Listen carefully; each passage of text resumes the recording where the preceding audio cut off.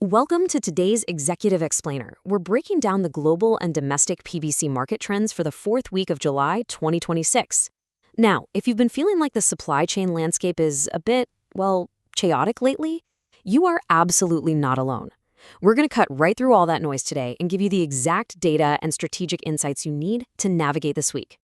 We're relying on some fantastic, exclusive data from Polymer Bazaar for this one. This analysis is specifically engineered for you, industry professionals who really need actionable intelligence to drive your purchasing strategies. So let's just dive right in and see exactly what the data is telling us about the immediate future of PVC pricing and availability. Okay, here is our roadmap for today. Number 1, the global market overview. 2, instant AI updates. 3, Indian bazaar dynamics. And finally, number 4, your strategic outlook. Right, moving to section 1, global market overview. Let's establish exactly where we are on a global scale right now, which, to be completely honest, is largely characterized by a general sluggishness. Looking at the high-level data here, global demand is undeniably dull. Buyers in the US and China, they're procuring strictly on a need-to-have basis, and they are negotiating heavily.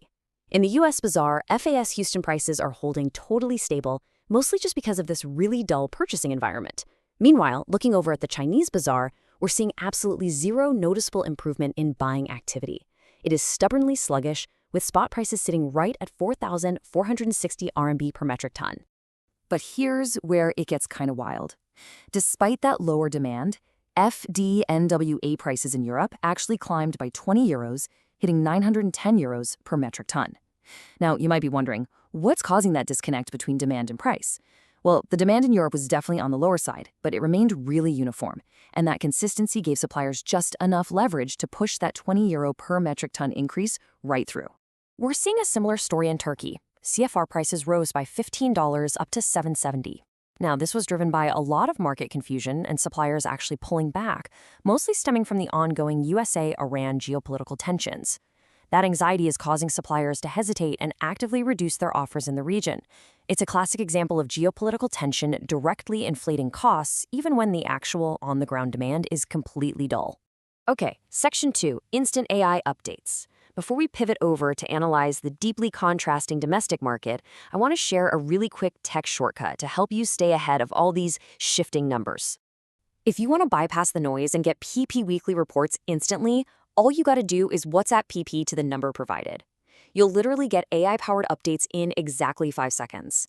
It's an incredibly efficient way to get future trend predictions straight to your phone using Polymer Bazaar's AI chatbot. Keep that handy for sure, but for now, let's keep moving and see how all of this builds into our domestic analysis.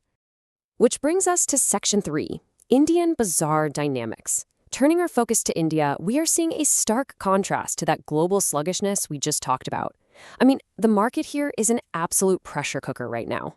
This intense urgency is really being driven by a couple of crucial catalysts. First, Formosa announced significantly higher overseas offers for PVC K67 grade, hitting $770 per metric ton, CIF for Chennai, Nhava Sheva, and Mundra for late August to September shipments. And on top of that, domestic PVC producers pushed a 2 rupee per kilogram ex-works price hike that just went into effect on July 23rd.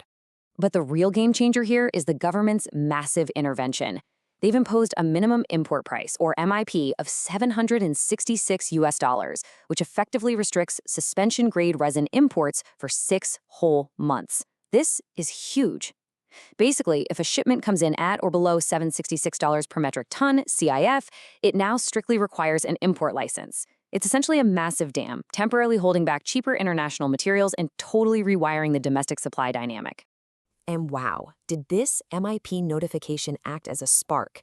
It triggered instant massive buying pressure, surging open bazaar prices to high-end premiums, and just dramatically tightening up spot inventory. Processors immediately rushed back to the bazaars to lock down materials at prevailing prices. Even with that recent ex-works price hike we literally just talked about, converters are actively expecting further price upswings soon. They're feeling the squeeze of these emerging shortages in imported grades. And honestly, you can't blame them. Anyone managing procurement lately knows the supply chain often runs on its own chaotic schedule. All right, bringing it all together in Section 4, Strategic Outlook. With domestic processors rushing to procure at prevailing prices and expecting things to go even higher, How exactly should you be positioning your business right now?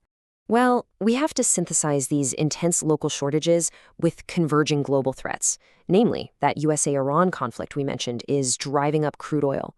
And spiking crude oil inevitably makes EDC and VCM much, much costlier.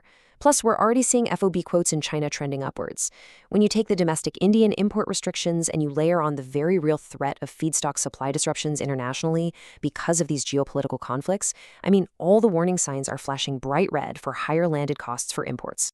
Because these converging factors point straight toward higher landed costs and will very likely push local ex-works prices even higher, our definitive recommendation for you today is simple: build your inventories right now.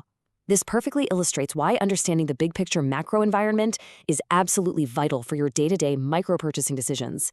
The data strongly suggests that sitting around and waiting is only going to expose you to higher local producer ex-works prices in the coming weeks. Secure your positions while you can still navigate today's price levels. If you want to take a deeper dive into the exact numbers driving this analysis, and I highly recommend you do, go ahead and download the complete PDF report from the link provided on your screen. You can also reach out to our relationship manager at +91 93139 24356 for direct leads on buying and selling PP and other polymers. Grab that full report so you have the granular data sitting right there on your desk. So, as you sit down to review your procurement plans this week, I want to leave you with this question. Is your inventory strategy truly agile enough to withstand the looming geopolitical feedstock disruptions we've uncovered today? The market is shifting incredibly fast right under our feet, and staying perfectly informed really is your best defense. Thank you so much for joining me for this explainer, and I can't wait to decode the data with you again soon.